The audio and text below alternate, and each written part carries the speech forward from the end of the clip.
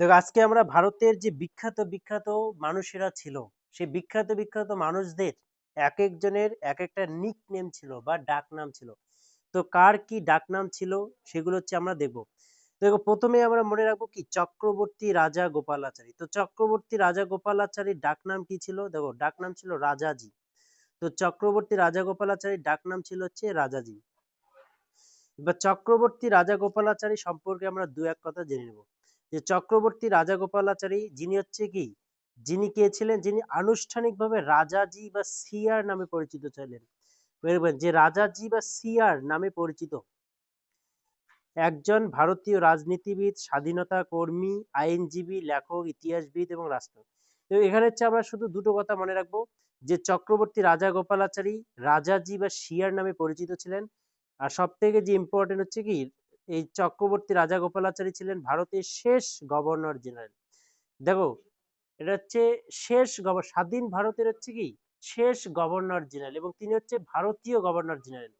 স্বাধীন ভারতের শেষ ভারতীয় গভর্নর জেনারেল। যদি বলে স্বাধীন ভারতের গভর্নর জেনারেল ব্রিটিশের পক্ষ থেকে ছিলেন লর্ড মাউন্টব্যাটেন। এবার প্রথম ভারতীয়দের পক্ষ থেকে ছিলেন কি চক্রবর্তী রাজাগোপালাচারী। তো স্বাধীন ভারতের প্রথম ভারতীয়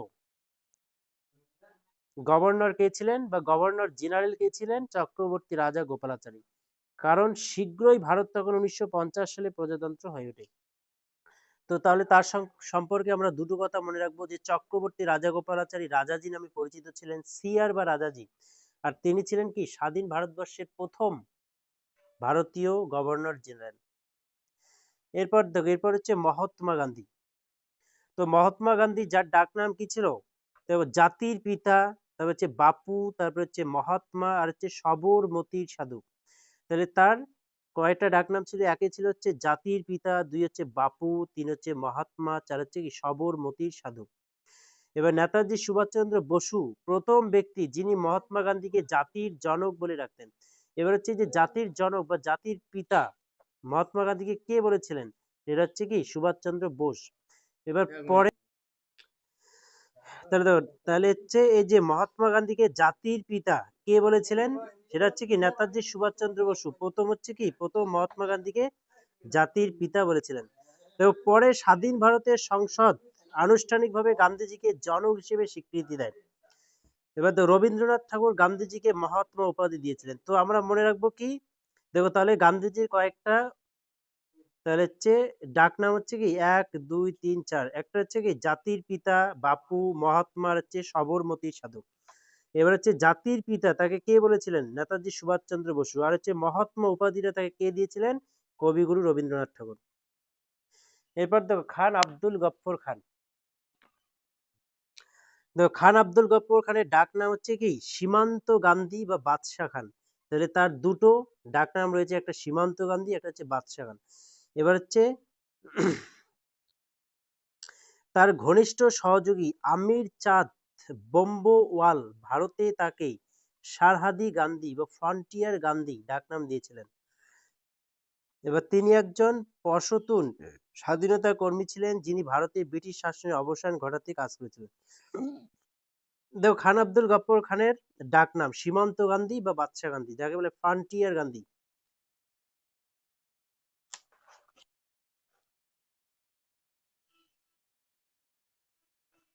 এরপর হচ্ছে দাদাভাই নওরোজি। তো দাদাভাই নওরোজির ডাকনাম কি ছিল? ভারতের গ্র্যান্ড ওল্ড ম্যান, যে grand old man of India. তাহলে ভারতের গ্র্যান্ড ওল্ড ম্যান। তো দাদাভাই নওরোজির জন্ম কবে হয়েছিল? 4 সেপ্টেম্বর 1825 খ্রিস্টাব্দে। আর তিনি মারা গিয়েছিলেন 30 জুন 1917 খ্রিস্টাব্দে। দেখো ভারতীয়দের মধ্যে তিনি প্রথম ব্রিটিশ পার্লামেন্টের সদস্য। এবার যত ভারতীয় ছিল তার মধ্যে তিনি প্রথম একজন ব্যক্তি ছিলেন যিনি হচ্ছে কি, যিনি ব্রিটিশ পার্লামেন্টের সদস্য ছিলেন। এবার হচ্ছে নরোজি ভারতীয় ভারতীয় জাতীয় কংগ্রেসে তার কাজের জন্য বিখ্যাত, যার মধ্যে তিনি একজন প্রতিষ্ঠাতা সদস্য এবং তিনবার। তো গান্ধীজি হচ্ছে কি তিনবার জাতীয় কংগ্রেসের যে অধিবেশনগুলো হয়েছিল সেই অধিবেশনে তিনি তিনবার সভাপতি ছিলেন। 1886 খ্রিস্টাব্দে, 1893 খ্রিস্টাব্দে, 1906 খ্রিস্টাব্দে। এবার তার রচিত ভারত বিখ্যাত গ্রন্থ poverty and un-British rule in India. তো তাহলে হচ্ছে কি দাদাভাই নওরোজির ডাকনাম হচ্ছে কি ভারতের গ্র্যান্ড ওল্ড ম্যান,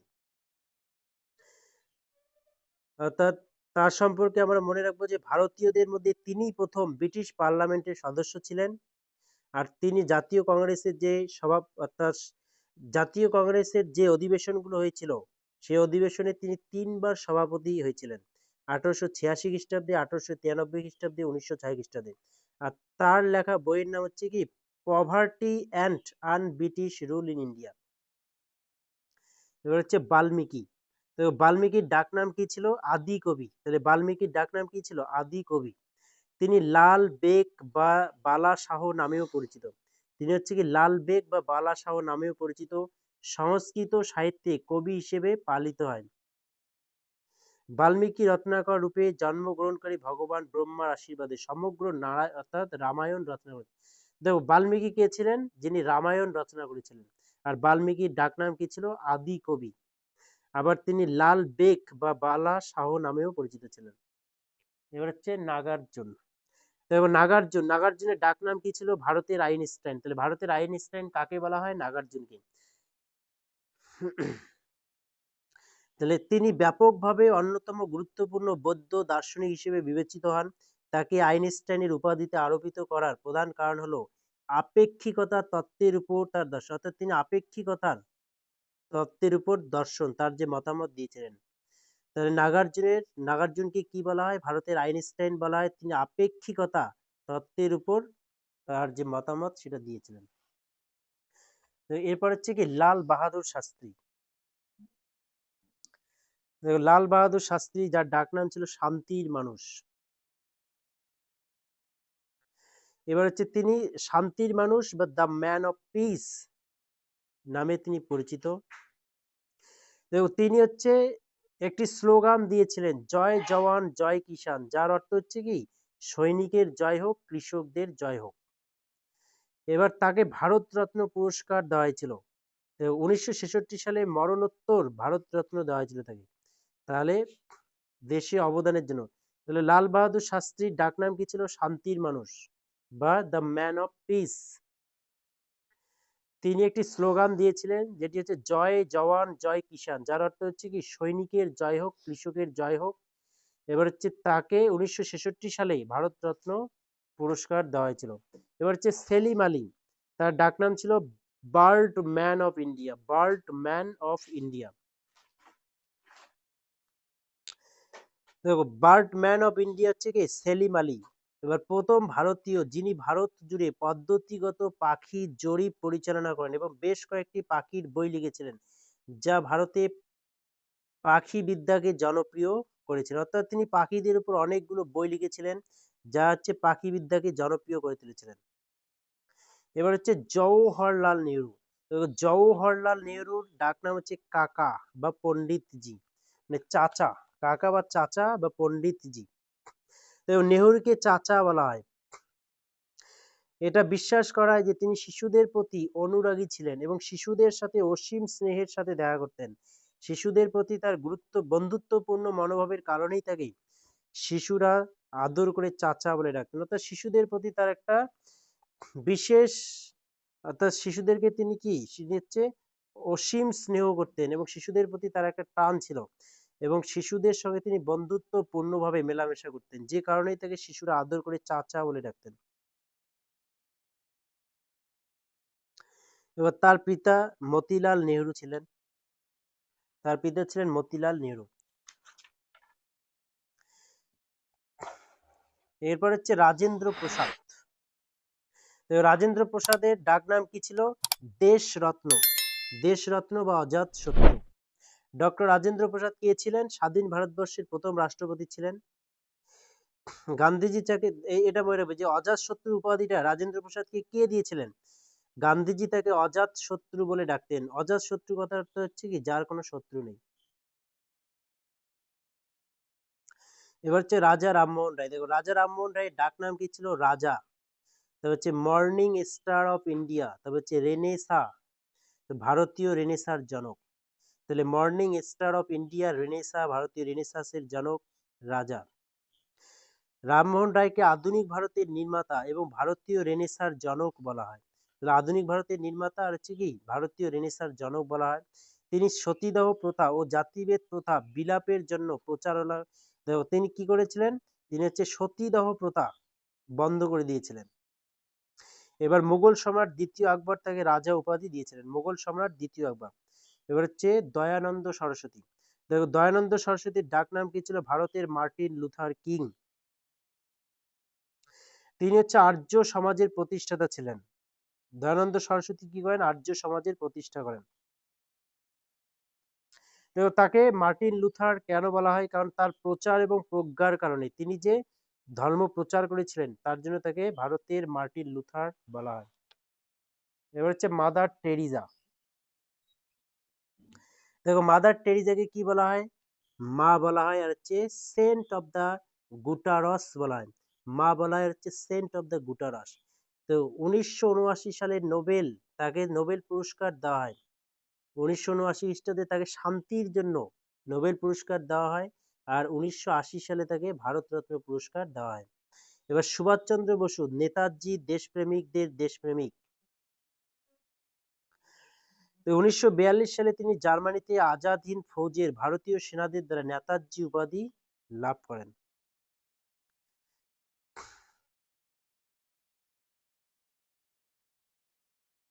তো তিনি কি কি কি করেছিলেন, তিনি ফরওয়ার্ড ব্লক নামে একটি রাজনৈতিক দল প্রতিষ্ঠা করেছিলেন।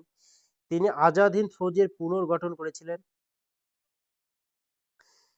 এবার সুভাষচন্দ্র বসুর সবচেয়ে বিখ্যাত উক্তি হচ্ছে কি, তোমরা আমাকে রক্ত দাও, আমি তোমাদের স্বাধীনতা দেব। তার আরো একটি বিখ্যাত বাণী হচ্ছে দিল্লি চলো, আর হচ্ছে ইনকিলাব জিন্দাবাদ।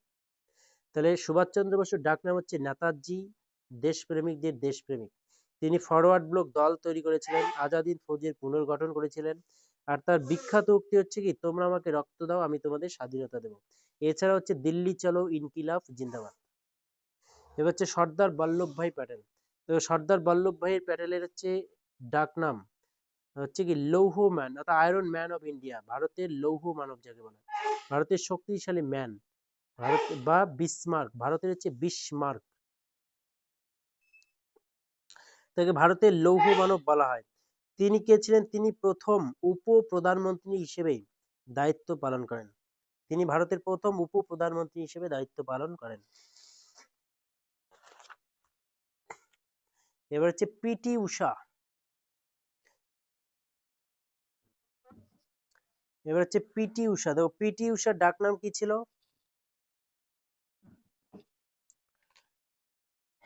পায়োলি এক্সপ্রেস, উদয়পরী এবং গোল্ডেন গার্ল রেস ট্র্যাকে তার গতির কারণে তাকে পায়োলি, দেখো তাকে পায়োলি এক্সপ্রেস বলা হয়, আর হচ্ছে উদানপরী বলা হয়, গোল্ডেন গার্ল বলা হয়।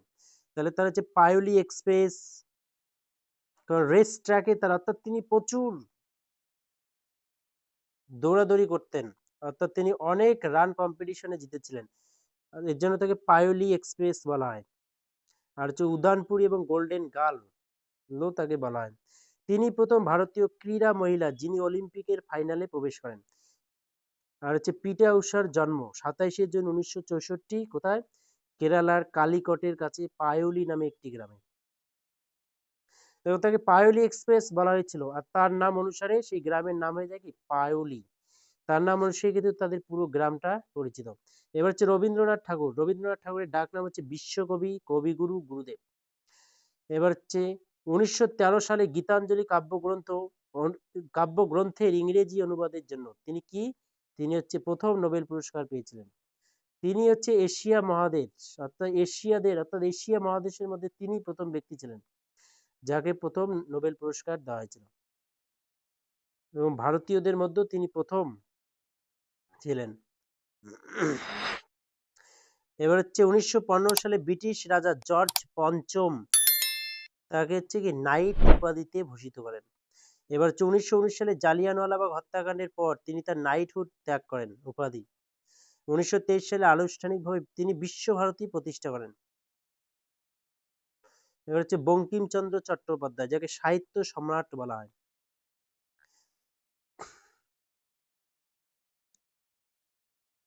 দেখো ভারতীয় জাতীয় গান বন্দে মাতরম, তার উপন্যাস আনন্দমঠ থেকে নেওয়া হয়েছে। অর্থাৎ এই যে ভারতের যা জাতীয় গান রয়েছে অর্থাৎ বন্দে মাতরম, সেটা হচ্ছে কি, সেটা তারই লেখা আনন্দমঠ উপন্যাস থেকে নেওয়া হয়েছে। এরপর হচ্ছে ভগবান বুদ্ধ অর্থাৎ গৌতম বুদ্ধ। দেখো, তার ডাকনাম হচ্ছে সিদ্ধার্থ গৌতম, তারপর হচ্ছে আলোকিত এক, তারপর হচ্ছে এশিয়ার আলো।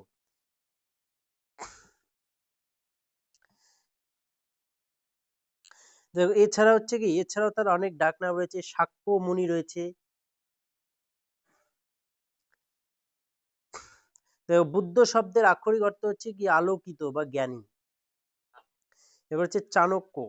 দেখো চাণক্যের হচ্ছে চাণক্যকে কি বলা হয়, ভারতের ম্যাকিয়াভেলি। চাণক্যের আরো দুটো নাম হচ্ছে কি বিষ্ণুগুপ্ত, কৌটিল্য। তার অতিরিক্ত বুদ্ধির জন্য তাকে চাণক্য বলা হয় এবং তিনি হচ্ছে কৌটিল্য নামেও পরিচিত, কৌটিল্য বা বিষ্ণুগুপ্ত নামেও পরিচিত। তিনি হচ্ছে অর্থশাস্ত্র গ্রন্থটি রচনা করেন। চাণক্যকে ভারতীয় মেকিয়াভেলি বলা হয়েছে কারণ তার লেখায় মেকিয়াভেলির নিজে রচনার মতোই রাজনৈতিক বাস্তববাদিতা রয়েছে। অর্থাৎ ইউরোপের যিনি মেকিয়াভেলি ছিলেন, তিনি এবং চাণক্য তারা হচ্ছে কি একই ধরনের বই লিখেছিলেন, তার জন্য তাকে হচ্ছে ইউরোপের মেকিয়াভেলির সঙ্গে তুলনা করা হয়। তো হচ্ছে ধ্যানচাঁদ। ধ্যানচাঁদের ডাকনাম হচ্ছে দা উইজার্ড বা হকির জাদুকর। তো তাকে হকির জাদুকর বলা হয়। আর এটা মনে রাখবে, তার জন্মদিন 29শে আগস্ট, এটা প্রতি বছর ভারতীয় জাতীয় ক্রীড়া দিবস হিসেবে পালিত হয়। তাহলে 29শে আগস্ট প্রতি বছর হচ্ছে কি ভারতের জাতীয় ক্রীড়া দিবস হিসেবে পালিত হয়।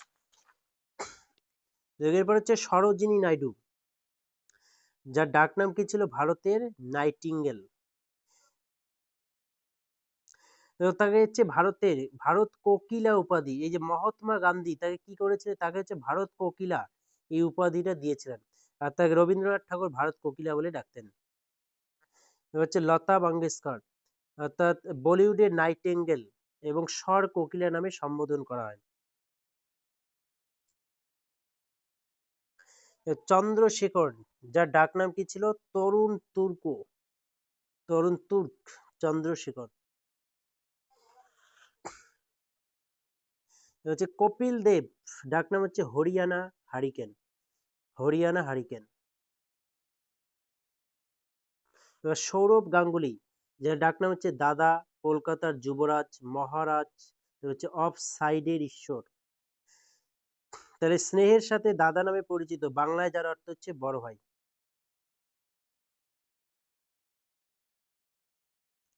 এবার হচ্ছে সচিন তেন্ডুলকার, যার ডাকনাম হচ্ছে লিটিল মাস্টার, তবে মাস্টার ব্লাস্টার।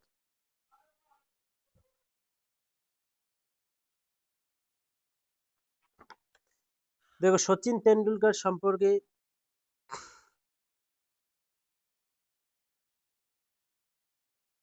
যে 1999 সালে থেকে পদ্মশ্রী পুরস্কার দেওয়া হয়।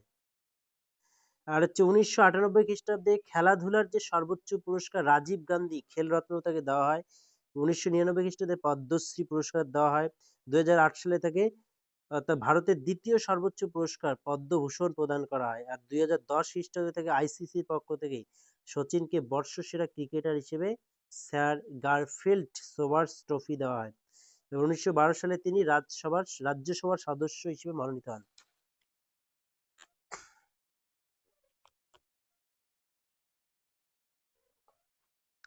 তো মিলখা সিং, যার ডাকনাম কি ছিল ফ্লাইং শিখ।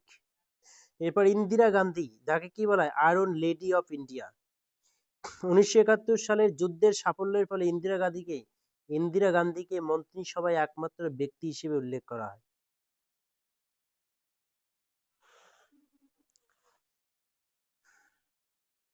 এবার হচ্ছে টাঙ্গুতুরি প্রকাশম পান্টুলু, যার ডাকনাম হচ্ছে অন্ধ্র কেশরী।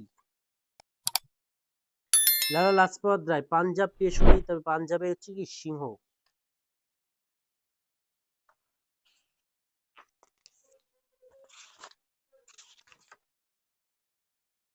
বাল গঙ্গাধর তিলক, যাকে লোকমান্য বলা হয়। এবং তিনি লোকমান্য উপাধিতে ভূষিত হন, যার অর্থ হচ্ছে জনগণের দ্বারা গৃহীত, অর্থাৎ তাদের নেতা হিসেবে। মহাত্মা গান্ধী থেকে আধুনিক ভারতের নির্মাতা বলেছেন। এবার জয়নুল আবেদিন, যার ডাকনাম হচ্ছে কাশ্মীরের আকবর। জয়নুল আবেদিনকে কি বলা হয়? কাশ্মীরের আকবর বলা হয়। এবার হচ্ছে CN আন্নাদুরাই, যার নাম হচ্ছে ডাকনাম হচ্ছে আন্না।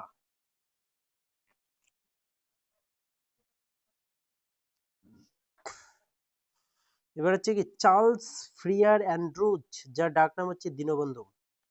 চিত্তরঞ্জন দাস, যার ডাকনাম হচ্ছে দেশবন্ধু। যতীন্দ্র মোহন সেনগুপ্ত, যার ডাকনাম হচ্ছে দেশপ্রিয়া।